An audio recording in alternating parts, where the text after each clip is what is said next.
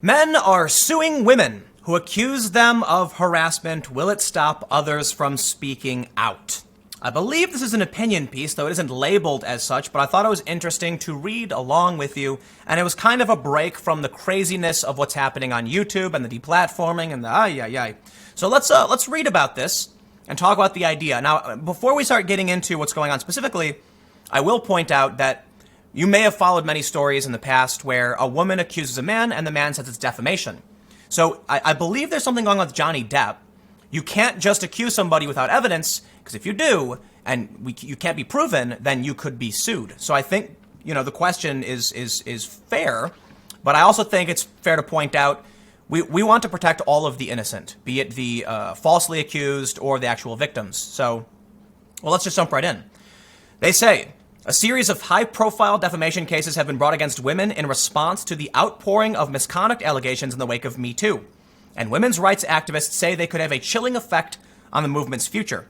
Last week, Sandra Muller, the woman who started France's version of Me Too, appeared in a Paris court where she faced a defamation lawsuit brought by the man she accused of making lewd comments about her. In October 2017, just days before the Me Too hashtag went viral in the wake of allegations made against disgraced film producer Harvey Weinstein, Muller, a French journalist, shared her own story on Twitter using the hashtag balance ton porc, which roughly translates to squeal on your pig. Muller alleged that Eric Brian, a senior French television producer, had humiliated her by saying, "You have big breasts, you are my type of woman, I will make you orgasm all night." Her story soon inspired thousands of others to share their experiences of harassment and assault, catapulting France's national discourse on basically into the Me Too direction. I'm gonna editorialize that comment. In a public apology published by the French daily Le Monde in December 2017, Brian admitted he had made those comments to Muller, saying that he had made inappropriate remarks to her very late at night during a drink-fueled cocktail party evening. But I did it only once. I believe that officially qualifies not as harassment. It has to be more than once. In court last Wednesday, Brian once again admitted that he had said those words to Muller, adding that he had sent her an apology text message, but didn't get an answer the following day. He added that Muller's violence against me has never stopped. The violence of people hiding behind their phones. While he has said that he regretted his words, Brian noted in Le Monde that he would have rather been tried in a court of justice than in the court of social media. And that's exactly what he's done. CNN adds a gray zone. In January 2018, Brian announced he would sue Muller for defamation, asking for €50,000 in damages and $10,000 in legal fees. When Brian admitted he had made inappropriate comments to Muller, his lawyer Marie Berguberu told CNN the reason they filed the defamation suit was because Muller had accused him of harassment at work on Twitter. This is defamatory because we can't blame a man for making himself guilty of an offense when that's absolutely not the case. Muller, who had recently been honored as a silence breaker and Person of the Year by Time magazine, said at the time she was surprised by Brian's change of strategy.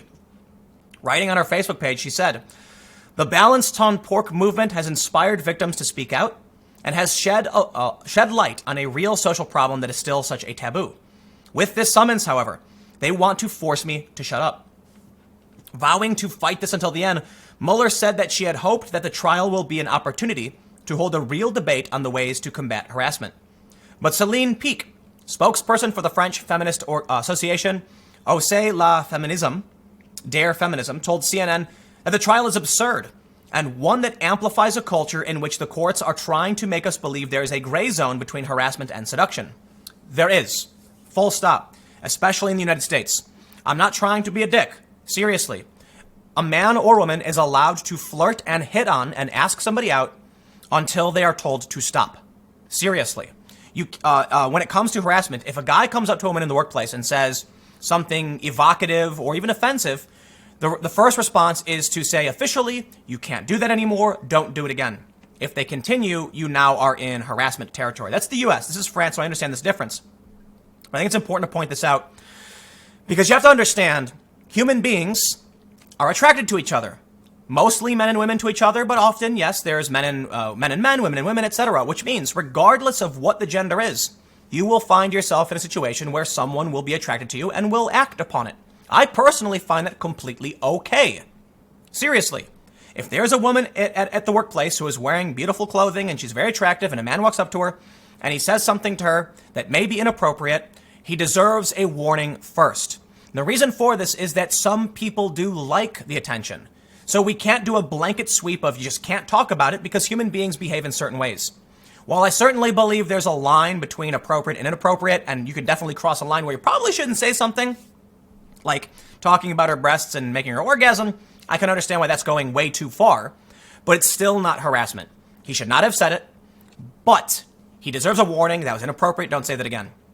If he said something like, you're beautiful and I'd like to take you to dinner and go on a date with you, he deserves a, look, she rejected you. Don't ask her out again, right? There has to be a warning for behavior. Everybody deserves a warning for the most part, unless you actually commit a crime.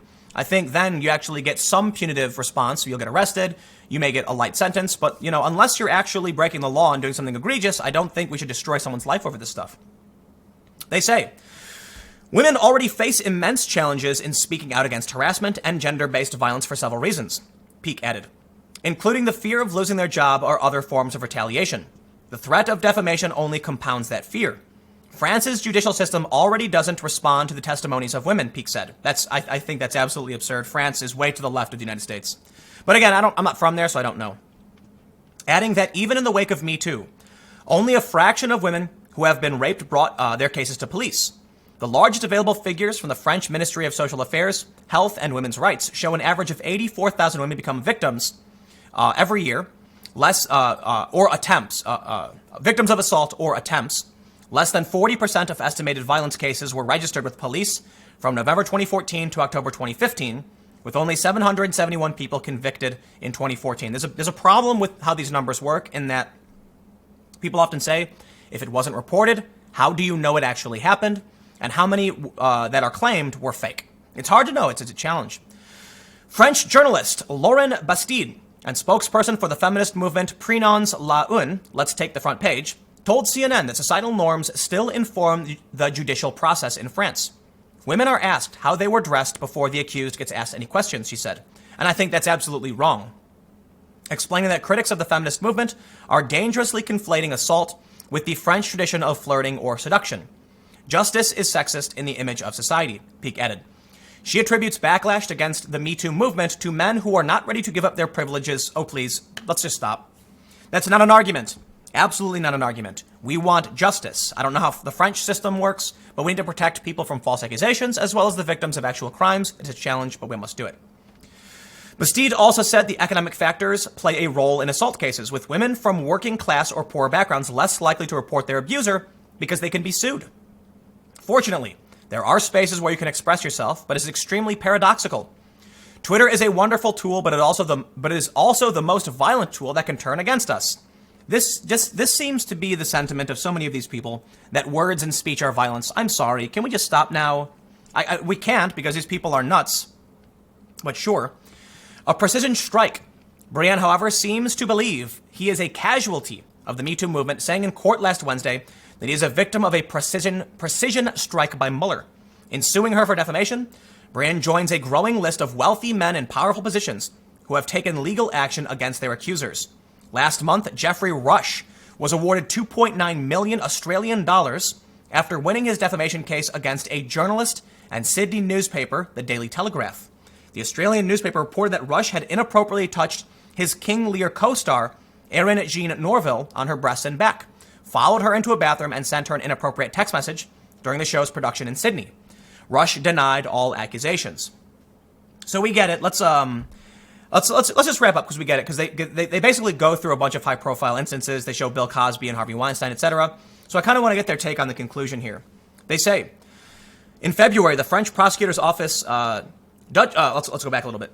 Dutch actress Sand van Rooij, who accused French film director Luc Besson of assault at her hotel and of repeated non-consensual relations, some of which were violent, had come to the court to support Mueller. In February, the French prosecutor's office dropped her case, saying there was not enough evidence to support the charge. Besson denied the allegations. In a statement to CNN, Luc Besson's lawyer, Thierry Marembert, said Besson regrets that some people prematurely condemned him and thanks others for their consistent support that helped him to face these complicated months.